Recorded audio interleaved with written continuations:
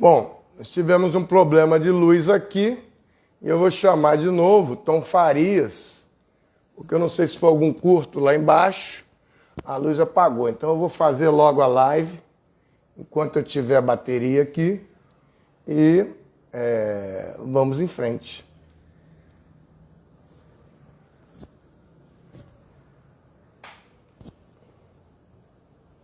Aguardando Tom Farias. Hoje virá para cá, nessa live especial, Tom Farias. Wellington Farias, escritor, e nós já fizemos uma chamada antes e tivemos um problema aqui. Ah, voltou a luz. Foi lá no relógio, então.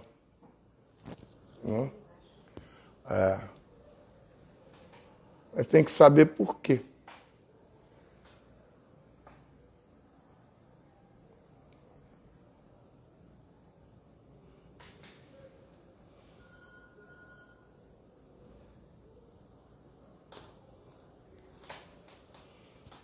Então, esperando agora o Wellington. O Tom Farias.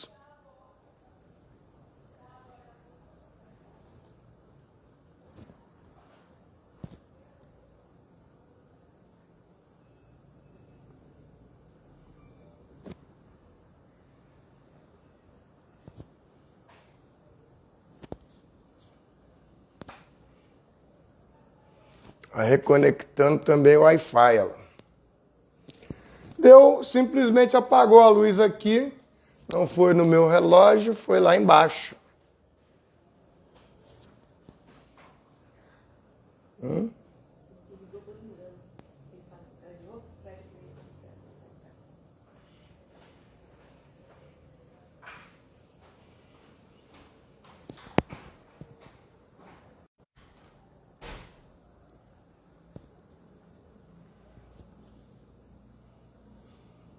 Então, cadê você, Wellington? O Tom Farias.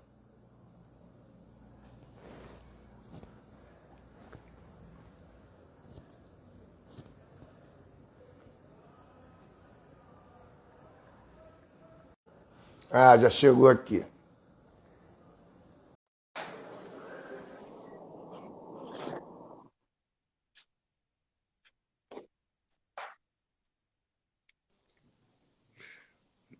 E aí? E aí que o porteiro foi desligar uma luz aqui e desligou a minha. Por engano.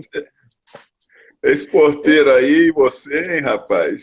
E aí ficou Hein? tudo escuro aqui. Eu ia fazer com a bateria só do computador e do celular. Mas enfim, essa é a melhor luz que você tem aí hoje? É a melhor luz. Pra Tá mim, muito ruim, é?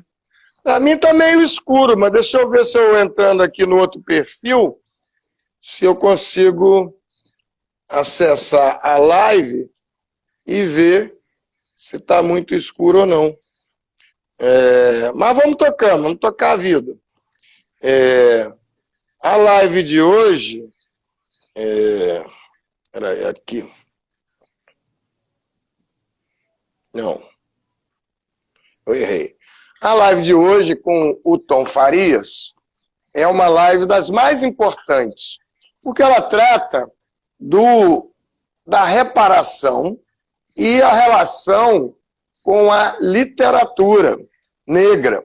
E como isso ocorre, em que momentos... da reparação e a relação com a literatura negra. E como isso ocorre, em que momentos... A minha está mais clara que a sua ali, está mais nítida. Mas é porque eu sou mais preto. É por isso. Você é do colorismo, então tem esses problemas aí. Agora da história do retinto. Mas, então... Tô com bastante luz aqui, estranho, né? Tô com bastante luz aqui, né? Mas é estranho. Estranho. Porque tem que ser essas luzes focadas, assim. Deve ter um abajur aí para ajudar. Não tem. Eu tô em hotel, então Mas não tem não abajur no tem. hotel? Não, aqui não.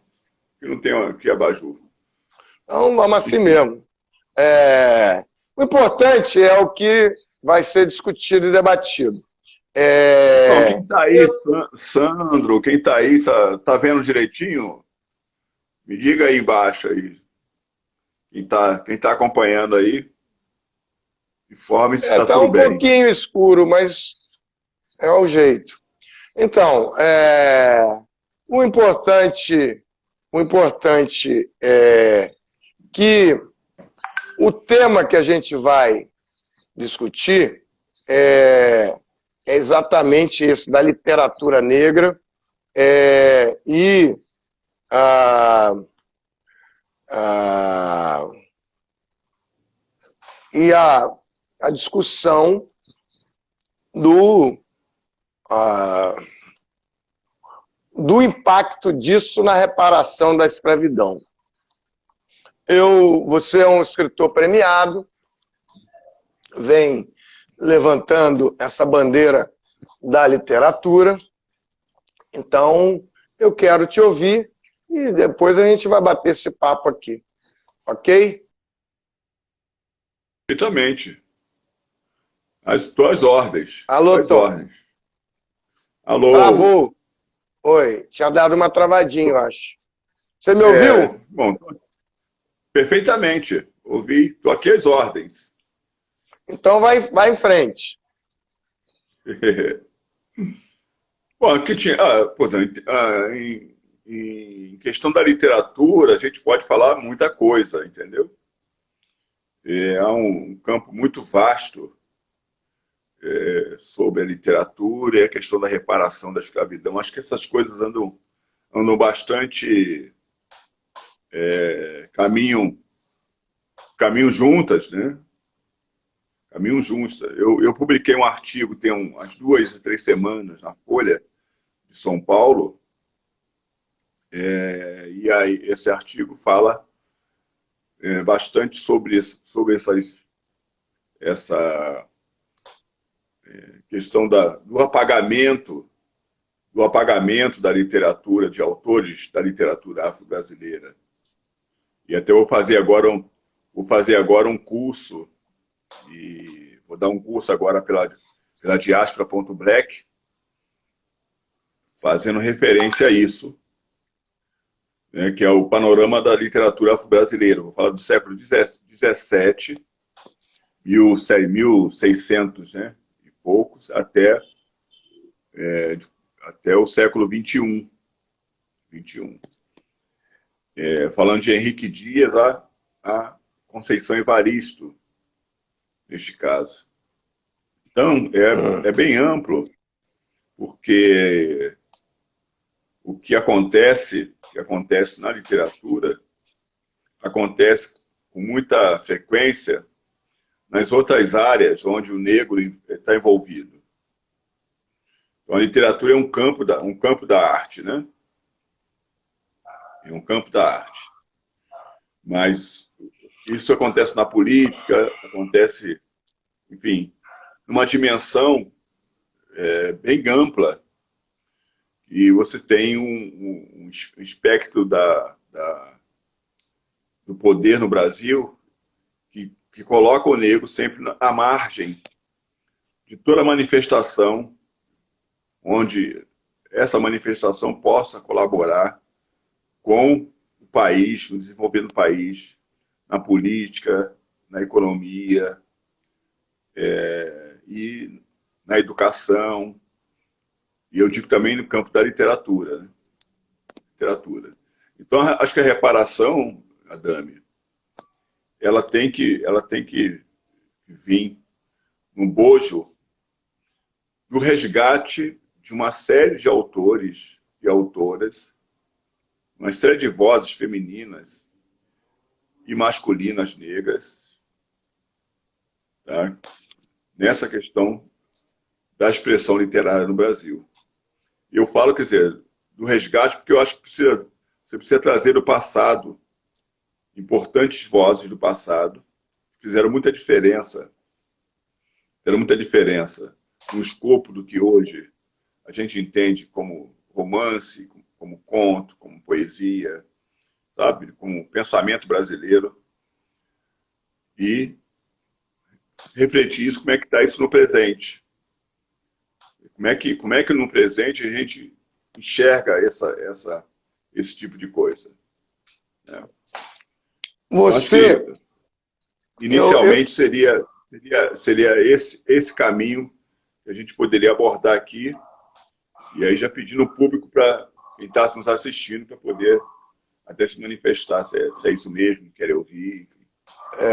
Eu normalmente tenho feito uma pergunta inicial que eu não fiz para você e vou fazer agora. É o seguinte, fale um pouco de você.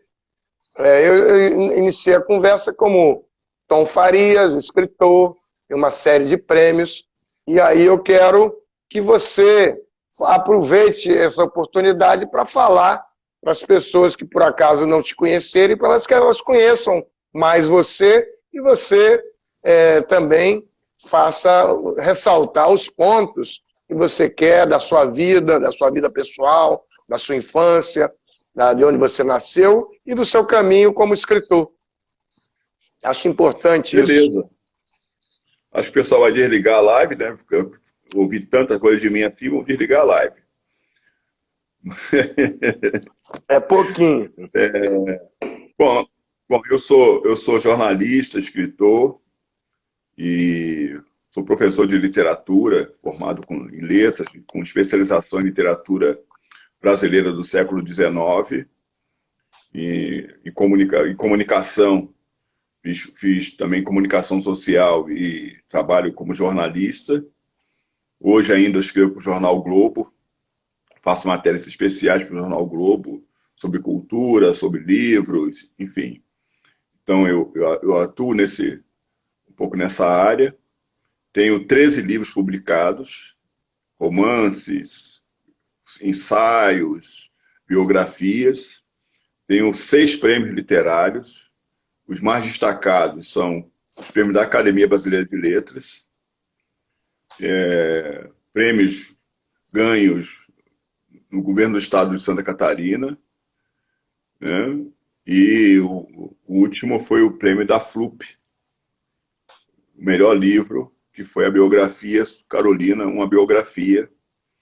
E com esse livro eu também fui um dos 5 finalistas do prêmio Jabuti do ano passado. Repete, porque falhou, pelo menos para mim, eu não consegui entender. O último livro é do prêmio da FLUP?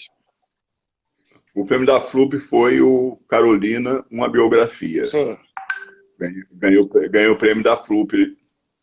E no ano passado, fui um dos 5 finalistas do Jabuti. É a segunda vez que eu sou finalista do prêmio Jabuti. Né? Sempre estou ali naquela beira ali do prêmio Jabuti. É um dos maiores prêmios do Brasil, né? Jabuti. Mas, enfim, então, é um pouco desse campo. Eu vou publicar até o final do ano 3 livros, até o final do ano, 2 romances. Esses 3 livros são 2 romances. E um livro que eu reúno a minha experiência como crítico literário. Então, esses são os livros que eu vou publicar até o final do ano. Até dezembro saem 3 livros meus novos nessa perspectiva. Eu trabalho, né, Adame, com a literatura. Eu faço tudo na minha vida envolve a literatura. Ou seja, eu sou uma pessoa que escrevo todos os dias, que leio todos os dias. Né? Agora, com a pandemia, passei a dar cursos de literatura, de escrita criativa. Então, é um pouco do que eu posso fazer. Eu sou uma pessoa que nasci no Rio de Janeiro, nasci no subúrbio de Padre Miguel, no Rio de Janeiro, e venho de uma família. Minha mãe era uma pessoa do lar, né? Meu pai é servidor público, e os 2 já estão falecidos. eu sempre tive uma inclinação muito grande para a história em si. Sempre fui voltado muito para a história, né? E eu me lembro que as primeiras questões de história que eu me envolvi com a questão do bairro de Realengo que eu morei, Padre Miguel. Então eu fui saber um pouco da história desses lugares e isso me fascinava bastante. E aí daí foi um gap, um pulo para a literatura em si. Mas eu desde pequeno, quer dizer, eu comecei no jornal, para você ter ideia, com 14 anos. Meu primeiro texto publicado em jornal tinha 14 anos de idade, né? Então eu comecei cedo na literatura, né? Manipulando literatura. Então eu comecei bastante cedo. Enfim. Foi muito interessante saber disso, porque eu não sabia que você tinha os 13 livros publicados, sabia especialmente do Carolina, que fez muito sucesso, e também você esqueceu de dizer que foi o co-curador, né, lá da feira, lá da Afrobras, né? Na Flink Sampa. Na Flink Sampa. Eu não só sou o co-curador, né? Eu sou o criador da Flink Sampa, né? E fui o curador dela durante bastante tempo. Depois eu fiz uma divisão, porque nós criamos na Flink Sampa o cargo eu fui vice-presidente da Flink Sampa, né? Eu fui o vice-presidente da Flink Sampa. E aí criamos a categoria de um subcurador. E aí nós fizemos um convite a Guiomar de Gramont. Guiomar. E aí Guiomar passou a fazer curadoria e eu passei a ficar na subcuradoria, porque tinha vice-presidente também. Acumulava vice-presidência. Mas, enfim, hora eu sou curador, hora eu não sou, enfim. Mas eu estou sempre lá na Flink Sampa, porque eu acho que é um espaço importante. Quem não conhece a Flink Sampa, é a festa literária voltada apenas para autores afro. E aí eu digo afro porque é afro-brasileiro, afro-americano, africano de Angola, Moçambique, África do Sul, enfim. Então a gente tem pego uma experiência de muitos autores. Não só brasileiro, mas e integra o prêmio, né? A mesma época do prêmio da Afrobras, o Troféu da Raça, lá da Universidade Zumbi dos Palmares. Então fica... Exatamente. É o Troféu Raça Negra. Corre paralelo, né? O Troféu Raça Negra à Flink Sampa. E você acha que a gente não sabe como é que vai. Com a pandemia, a gente não sabe como é que vai ficar tudo isso, né? Vai tudo frequejar. E você acha que a Flink Sampa, ela, na literatura negra, ela conseguiu trazer uma série de autores negros? Porque eu imagino que não tinha muitas opções, e com a Flink Sampa, mesmo com todas as dificuldades que a gente sabe, que desde a Universidade Zumbi dos Palmares, para manter, para funcionar, o vestibular já está lá há mais de 17 anos, a Flink Sampa também deve estar nesse cenário. Mas, ao mesmo tempo, ela está resistindo e criando oportunidade para vários autores. O Lázaro Ramos, inclusive, lançou lá, acho que há 2 anos atrás, né? Não, quer dizer, a Flink foi criada, Dami, porque em 2013, com a feira de Frankfurt, na Alemanha, né, o governo brasileiro mandou uma comissão de 40 autores 70 da Alemanha, representando o Brasil. E desses autores, apenas um era negro, que era o Paulo Lins. Foram 69. E aí na época, Marta Suplicy, que era ministra da Cultura, alegou que não tinha autores negros. E aí eu escrevi um artigo chamado Quem tem medo dos autores negros. Esse artigo viralizou na época.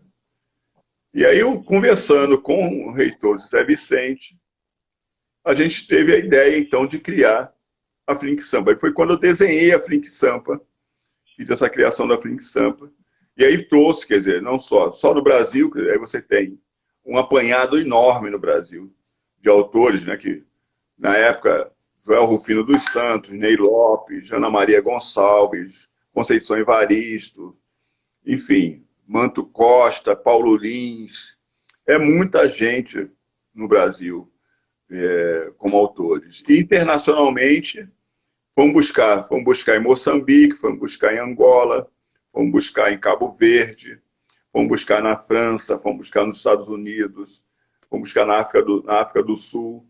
Enfim, fizemos um apanhado muito grande de autores em todas as partes para cumprir esse papel que o governo brasileiro não cumpriu na Feira de Frankfurt, Alemanha. E tem sido um sucesso porque a gente tem demonstrado como há autores importantes no Brasil, não só isso, né, que autores importantes no Brasil, mas autores muito lidos, premiadíssimos, autores brasileiros, importantíssimos na literatura brasileira. Então, a Flink Sampa veio para dar essa resposta a essa alegação de que não havia autores negros, entendeu? Eu me lembro bem dessa época, porque logo que saiu a notícia, tinha saído lá da ouvidoria da CEPI, e eu liguei para o Júlio Tavares aqui, mas como não tem, foram 69 artistas, escritores brancos, que foram mandados lá para a Feira de Frankfurt, e só o Paulo Lins, em 70. E eu escrevi um texto que é tipo uma carta-denúncia, né?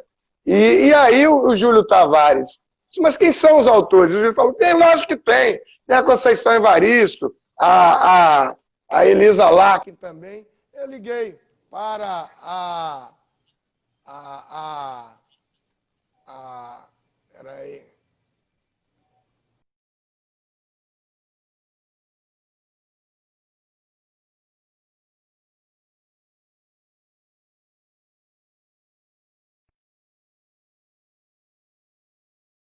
Ouvindo direitinho por aí. Alô? Agora. Eu ouvi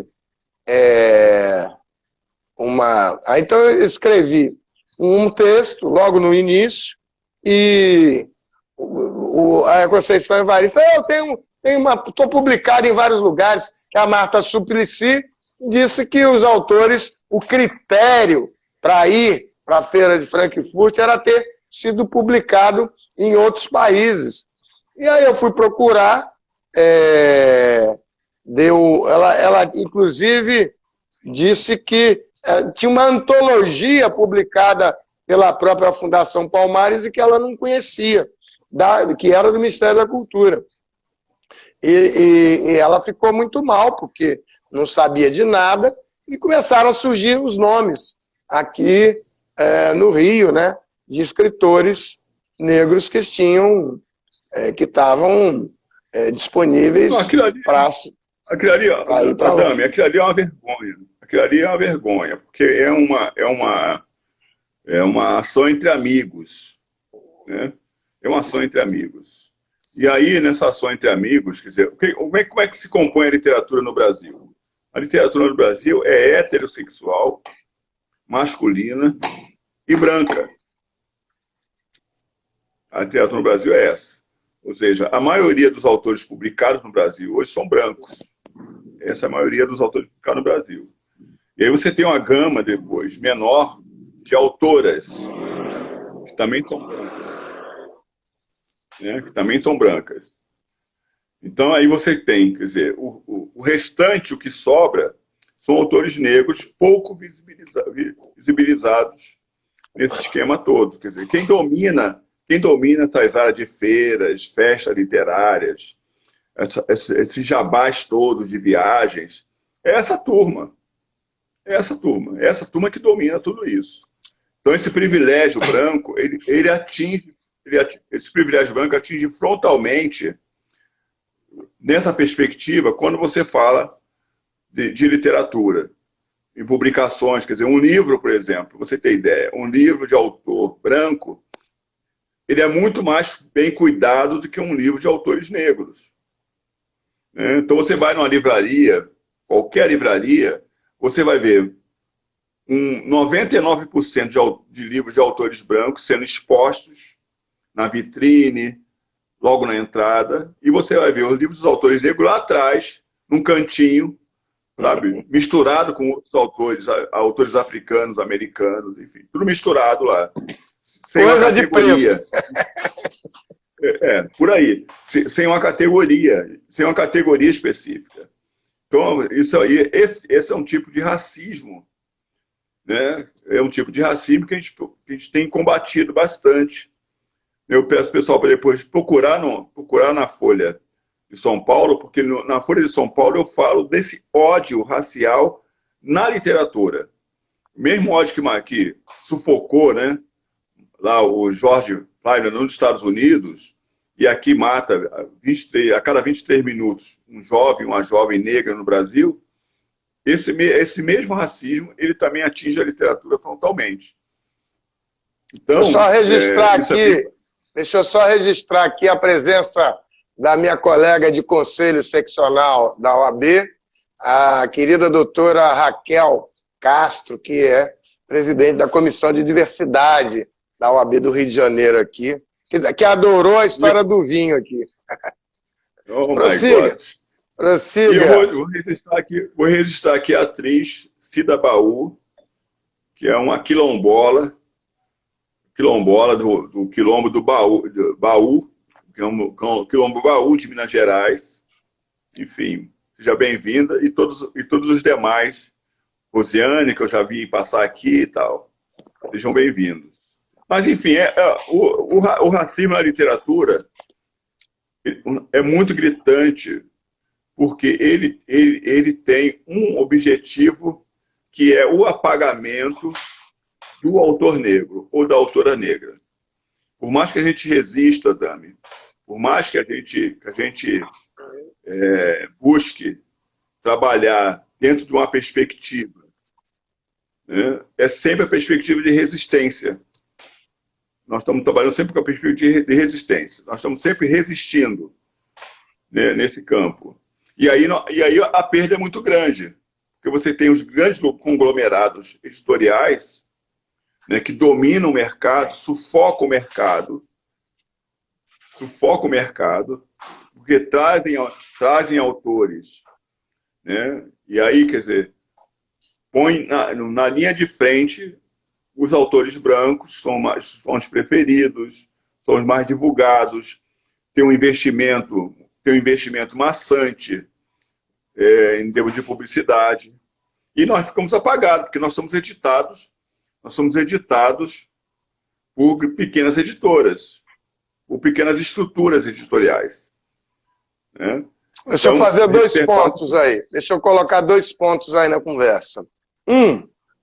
A questão do Monteiro Lobato, quando a gente fez a denúncia, que fomos ao Supremo Tribunal Federal com a denúncia do professor Antônio Gomes da Costa Neto, e aqui a denúncia que a revista Bravo 6, da Barca de Gleire, que ele confessa querer praticar eugenia através da literatura, né? E o segundo, eu me esqueci, mas daqui a pouco eu lembro. Continua aí. Não, sim, quer dizer,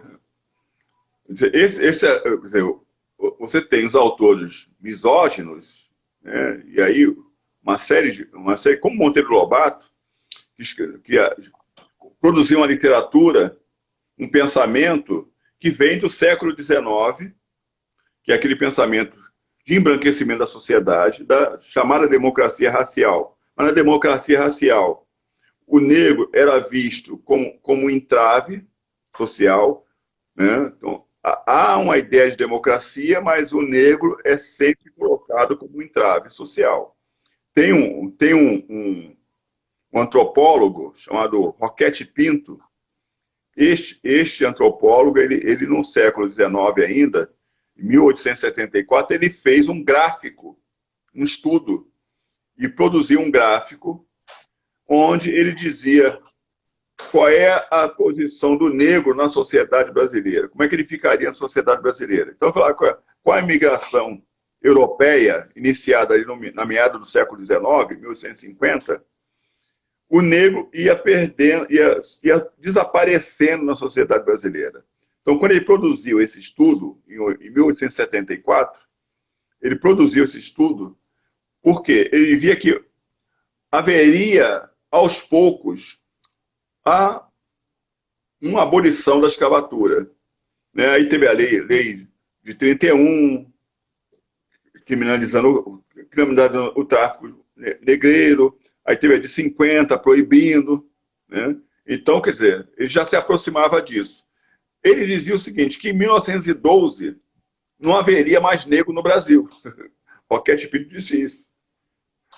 Se houvesse algum traço em alguém negroide, não precisaria ficar muito apavorado, não, que aquilo ia assumir. Aquele traço ruim, ele diz isso, abre aspas, né? O traço ruim iria desaparecer. Mas o estudo dele dizia que com a migração, com o desaparecimento do negro no Brasil, quer dizer, ou seja, com a extinção do tráfico no Brasil e, consequentemente, com a abolição, quer dizer, ele antecipou a abolição, em 12 não teria mais negro no Brasil. Quer dizer, hoje, esse cara deve estar se virando no túmulo, né, porque nós somos 54, 56% da população. Então, ele deve estar maluco no túmulo, se virando lá, em função disso. Então, o que acontece com o Monteiro Lobato? Que o Monteiro Lobato, ele nasceu em 1882 e ele bebe nessa fonte toda de Gobineau, né, que fazia os estudos do crânio do negro com o estudo do crânio do branco, e dizia que não, o estudo do crânio, percebe-se que o negro tem um crânio mais achatado, esse crânio ele não consegue desenvolver grandes pensamentos, é um elemento, é um ser mais para o trabalho braçal, trabalho bruto, não, sabe, é como se fosse um ser mais embrutalizado. Isso é Gobineau, foi ministro. Lombroso também, na área do direito é Lombroso.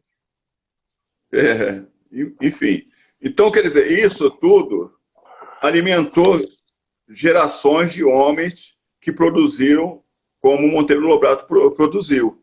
Né? Então, é um pouco dessa perspectiva aí. Por isso que Monteiro Lobato hoje, quer dizer, dentro da nossa visão hoje, Monteiro Lobato é um autor que a gente condena. Né? A gente não aceita mais esse discurso do que ele fazia com a tia Anastácia, sabe? A gente não aceita mais uma série de questões do Monteiro Lobato.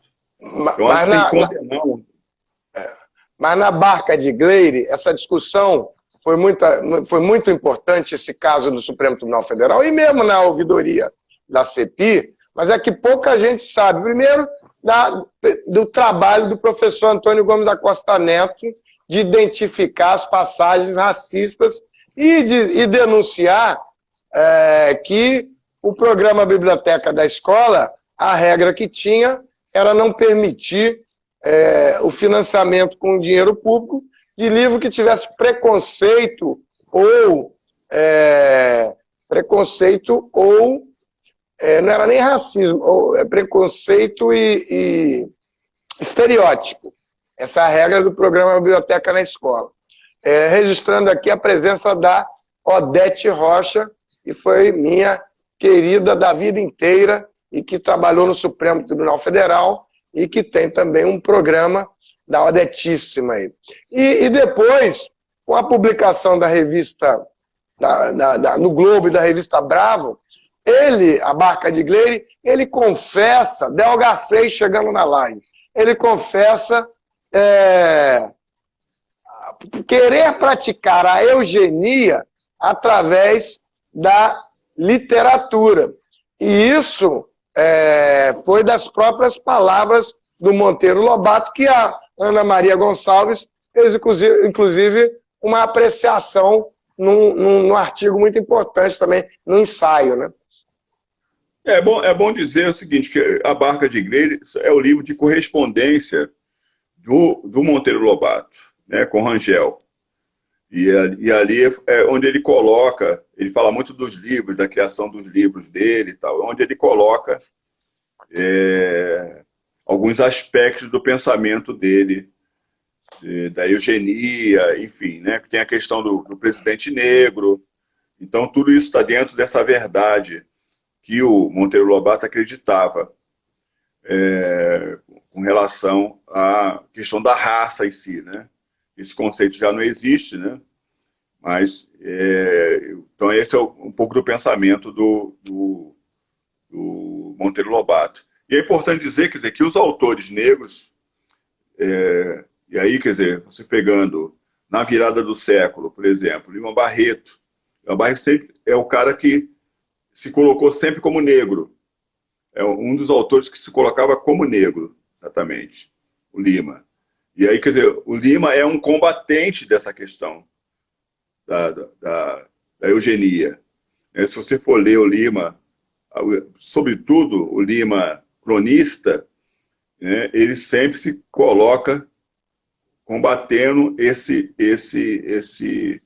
questão da eugenia. Então, acho que é um aspecto que é importante a gente trazer isso, sobretudo trazer isso para a academia, viu, Adame? Buscar isso para a academia. Acho que resgatar isso para a academia é importante. Você amplia esse discurso, amplia esse processo. E entendeu? A comunidade judaica que passou aqui, o Ronaldo Golensky, que é meu querido amigo aqui da comunidade judaica, um parceiro de muitas atividades, e eu queria ver o que você sugeria em relação à comunidade judaica e literatura, mas voltada para a reparação negra, que é o tema que a gente chega daqui a pouco. Eu acho que o compromisso geral da questão humana, né, é o respeito do ser humano. A literatura está dentro desse processo bem importante, porque a literatura, Adame, ela basila tudo que você possa imaginar. Então, você, por exemplo, você não faz uma petição sem ter base na literatura. Então, quando a gente fala na literatura, a gente está falando num campo muito amplo, né? Os meus alunos do curso de letras, eu mostro para ele a responsabilidade desses alunos no campo da literatura. Porque você pega um livro didático, por exemplo, um livro de história, né? Um livro de sociologia, um livro falando de literatura, de um modo geral, e você, quer dizer, através desse livro você vai passar uma série de conceitos para alunos, seja ele do ensino básico, seja ele do ensino superior. Então, quando você diz lá que o negro é escravo, né, você produz uma literatura, um enunciado, dizendo que o negro é escravo. Quer dizer, o negro não é escravo, né? Ele não nasceu escravo, ele é um escravizado. Então, às vezes, a linguagem precisa compreender o universo de significado e significantes que ela tem. Então, a literatura ela tem pouco respeito na sociedade, que ela deveria ser muito respeitada. É igual o professor. Né? Ninguém chega, nós não chegamos onde estamos sem professores. Né? E o professor é tão pouco valorizado na sociedade brasileira. É o que ganha menos, é o que, é o que sofre, tem menos estruturas, é o que sofre mais. Então a literatura está nesse campo fundamental, né, onde tudo que você pega, você tem um texto supostamente literário. Você tem um enunciado, você tem um discurso desenvolvido nesse texto. Se esse texto, que eu chamo de literário, é ficção, não ficção, é outra coisa. Eu não estou falando sobre isso. Estou falando que você pegou um livro de história, pegou um livro de gramática, pegou um livro de matemática, você vai lá ver um texto para explicar ou isto ou aquilo daqui que está compreendendo. Então, é preciso valorizar o campo do escritor. Eu digo o seguinte, quer dizer, está todo mundo querendo ser escritor no Brasil, não é isso? Essa é a ideia. Né? Só que, para ser escritor, é preciso você estudar, é preciso você ler, é preciso você praticar a literatura. Isso não nasce de uma hora para outra. Por que ninguém quer ser médico no Brasil? Você imagina o seguinte, um camarada entra no hospital e diz o seguinte, hoje eu sou médico. Né? Abre um consultório. Ninguém é médico de um dia para o outro, como ninguém é engenheiro do dia para o outro. Mas todo mundo quer ser escritor do dia para o outro. Então, essa categoria, esta função, ela tem esse viés meio assim, sabe, mal posicionado na sociedade brasileira. Então, eu acho que, independente dos povos, dos olhares, da visão política, independente de tudo isso, né, há esse aspecto importante da valorização e da escuta que precisa ter para tudo aquilo que você diz e fala, entendeu? Ô, Tom, eu queria fazer 3 comentários. Primeiro, Luiz Gama, que a OAB ressignificou, ressurgiu ele, a peça do Tom, do Delga 6, que está aí, que você contribuiu, a professora Lígia Ferreira acabou de lançar um livro novo, para quem não viu ainda aqui, está aqui, é esse livro da Lígia Ferreira, Lições de Resistência. É esse. Já está na livraria, né? Vou falar para ela mandar Lições de Resistência, artigo de Luiz Gama na imprensa de São Paulo e do Rio de Janeiro. Lígia, e você também? Sobre esse livro. Eu vou escrever sobre esse livro. A outra coisa é do nosso projeto, que é da OAB do Rio de Janeiro, em que a gente está fechando, inclusive hoje, você vai estar incluído também, que é a gente modificou o Manuel Congo. Então, nós vamos fazer agora pequenos webinars nas comissões das OABs do Sul Fluminense, Noroeste Fluminense, né? Sudoeste, Mendes, Vassouras, sobre o Manuel Congo, lembrando que outro dia, com esse livro aqui, que é a Insurreição Negra e Justiça, sobre Sim. a saga do Manuel Congo, que é do Pinot, e foi feito com a OAB, eu descobri na live que a Mônica Lima foi estagiária desse projeto da OAB. Em tempo. Olha que coisa fantástica. Eu mostrei aqui, a Antônia da OAB já tinha me falado. A professora doutora Mônica Lima disse, eu fui estagiária desse projeto. A gente ia para lá com o Flávio Gomes e com o Nilo Batista e com o Pinot, e depois eu virei a coordenadora das estagiárias, professora doutora Mônica Lima. Olha como a live do Adame é histórica, né? Isso é reparação também. E já jogando isso aí para um terceiro ponto que eu queria encaminhar, que a gente já vai aí para mais uns 15 minutos de live para finalizar, tem que salvar a live, a questão da Paulina Chiziane, que eu assisti outro dia nas Andorinhas, assisti ela, que veio aqui o ano passado, acho que o ano passado, o ano retrasado, com a Flávia Oliveira, e eu fui assistir e perguntei sobre a reparação da escravidão. E ela disse, olha, tinha muita gente, não, vamos fazer agora. E ele dizia, não, isso vai ser várias gerações, e é com isso que, com esses três assuntos que eu queria jogar você agora em termos de reparação da escravidão e a literatura nesse enfoque aí. Assim, quer dizer, a primeira coisa, o resgate do Manuel Congo, né? O Manuel Congo é de uma importância tão grande no século XIX, é um escravizado que teve um importante quilombo aqui na região serrana, em Pati de Alferes, né, e aí o quilombo foi totalmente destruído e ele foi condenado, né, por morte natural na forca, enfim. Mas eu considero o Manuel Congo o segundo zumbi da história das lutas do negro no Brasil. Quer dizer, o zumbi lá no século XVII e o Manuel Congo no século XIX. Então, acompanhar muito esse trabalho é importante. Acompanhando esse trabalho aí que você está destacando. A Paulina é muito minha amiga, enfim, e eu tenho escrito muito sobre ela, em críticas literárias, enfim, ela já esteve conosco várias vezes, né, em São Paulo. Mas assim, o que eu penso que Adame, é que a literatura ela precisa estar dentro do foco dessa questão da reparação da escravidão. Você não acho que fica difícil não pensar na reparação sem pensar na questão da literatura. É você separar,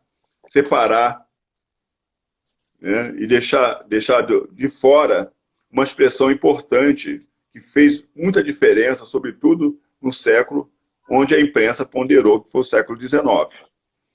Para você ter ideia, quer dizer, nós temos no século XIX, as grandes expressões do século XIX da literatura nasceram nesse período. O pai do romance brasileiro, Teixeira de Souza, é do século XIX.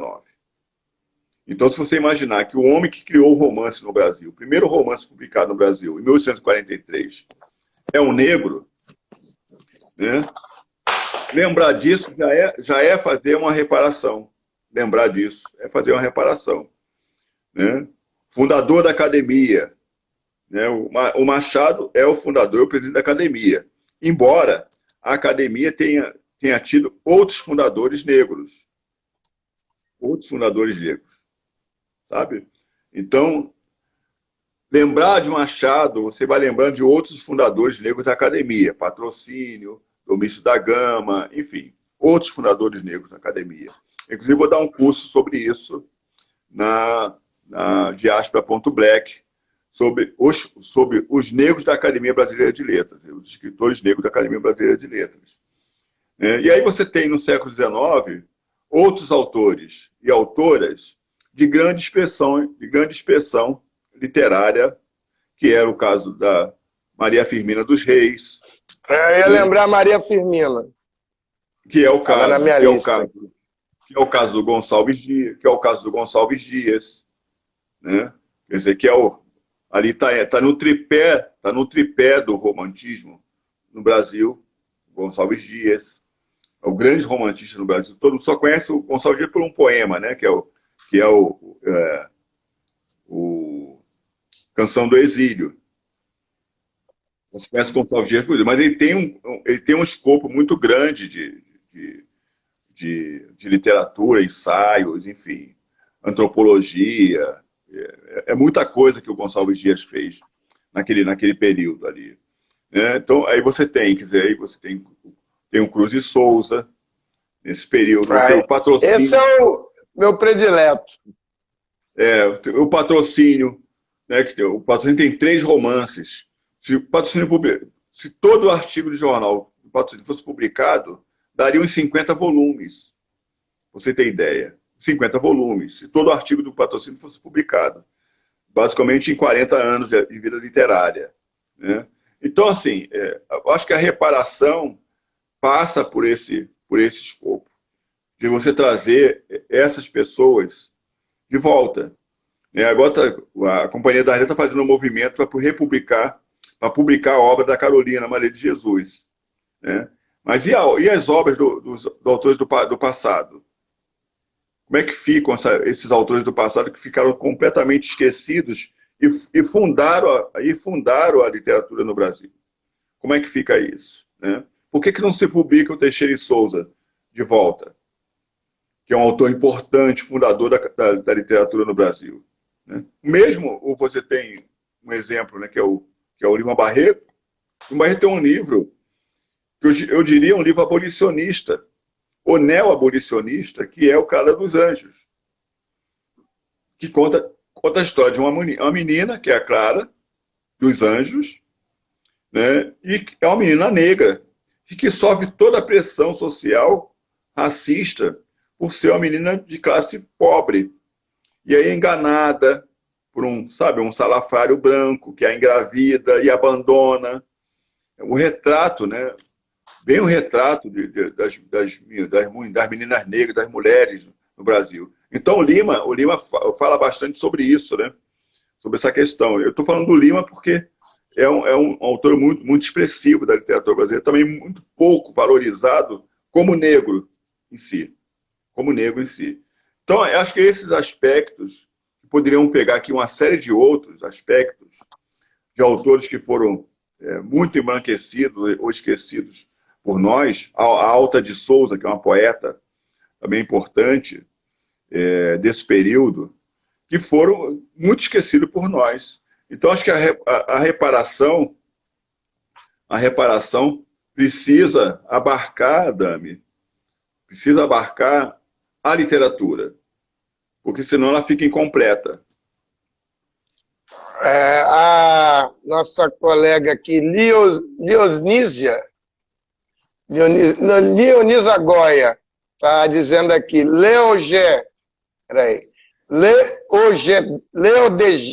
Leodegária de Jesus, primeira mulher a publicar um livro de poesia em Goiás, foi esquecida. Eu não conhecia. Não conhecia. Leodegária. Viu, Leonisa, me manda depois. Me manda depois uma informação melhor sobre ela, por favor. E você vê que o próprio Oswaldo de Camargo, que é um intelectual refinado, já com 80 anos, pai desse embusteiro que está lá na subjúdice, na academia, na Fundação Palmares, só vai publicar os três livros deles, o pai, o Oswaldo de Camargo, agora. 3 livros o Oswaldo tem, que é um homem refinado, intelectual, alegre e muito bem equipado intelectualmente. Sim, não. Oswaldo é um companheiro, eu conheço há muitos anos. Ele tem uma militância na literatura, sabe, muito importante, porque, quer dizer, o Brasil, Adame, né, quando eu falo do Henrique Dias, o Henrique Dias viveu de 1595 a 1662. Né? É o primeiro negro fidalgo, né? Aliás, o primeiro fidalgo conseguiu a fidalguia, ou seja, essa distinção do rei de Portugal, e é o camarada que se correspondia com o rei de Portugal. O negão se correspondia com o rei de Portugal. Insatisfeito porque não pagavam os soldos, dele, ele foi para Portugal despachar com o rei. Então você tem a importância desse negão em 1600. Né? Então ele tem várias cartas para o rei, e tem outras petições. E eu considero isso, no campo do século XVII, como uma literatura. Ou seja, você imaginar um negro no século XVII escrevendo, né? Porque ele tinha uma base literária. Ele teve uma escola. Isso é uma coisa muito intrigante. Porque você tem Esperança Garcia escrevendo. Nossa colega, a Jaqueline Gomes de Jesus, veio outro dia aqui na live e falou de vários homossexuais da época da escravidão, que na pesquisa do Luiz Motti, no livro do Tombo, eles eram identificados como homossexuais ou como LGBTI, né? E ela veio delineando isso por conta do crime de sodomia da época, que não era exatamente o crime de sodomia da agora, mas ela falou vários nomes que eu não lembro aqui, inclusive a Filipa, né, que eram LGBT na época da escravidão, e escritores. Né? É assim, não? Você tem, por exemplo, uma pessoa fundamental nesse período, que vai do século XVIII, que é a Rosa Maria Egipcíaca, que foi uma escravizada, chegou ao Brasil aos 6 anos, mais ou menos, foi para Minas Gerais e se tornou prostituta durante muitos anos, né? Abandonou a prostituição por doença, porque você tinha muito na prostituição. Havia uma teoria de que, para curar a sífilis, que era uma coisa muito comum entre os homens brancos, a sífilis, você inoculava, fazia sexo com uma mulher negra. Fazia sexo com uma mulher negra. Então, a Rosa Maria Egipcíaca abandonou a prostituição e o que acontece com a questão da Rosa?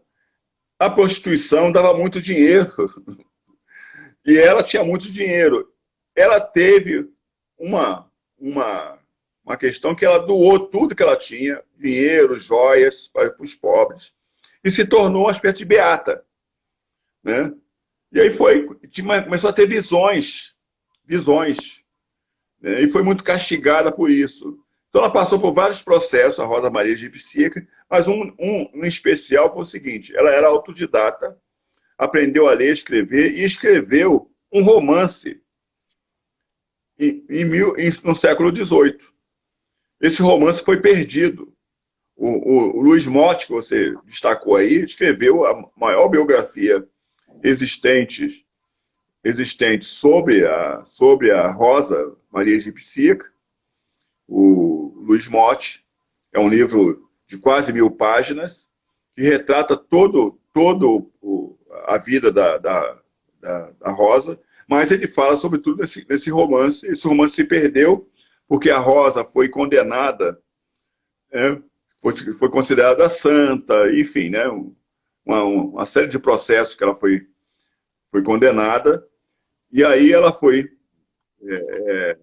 presa pelo Santo Ofício, foi para Portugal e lá desapareceu, e tudo que ela tinha desapareceu com ela, no Santo Ofício em Portugal.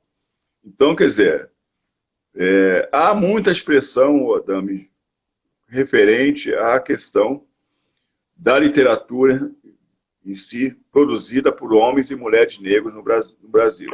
Olha, nós estamos com o tempo já para encerrar. Daqui a pouco vai girar o reloginho aqui. Quando girar, eu já quero agradecer a você, dizer que foi um prazer. Vou dar o tempo todo que sobrar. Quando entrar o reloginho, eu só digo até logo, obrigado, e vou para o salvamento, que é o momento mais importante da live. É que tem que salvar, senão a gente perde tudo. Então, dizer que você fica com todo o tempo que tiver antes do reloginho, e quando tiver com uns 20 segundos, eu vou salvar a live e já quero deixar o meu agradecimento. A gente pode fazer umas outras aí, e vamos para esses projetos que a gente falou aí.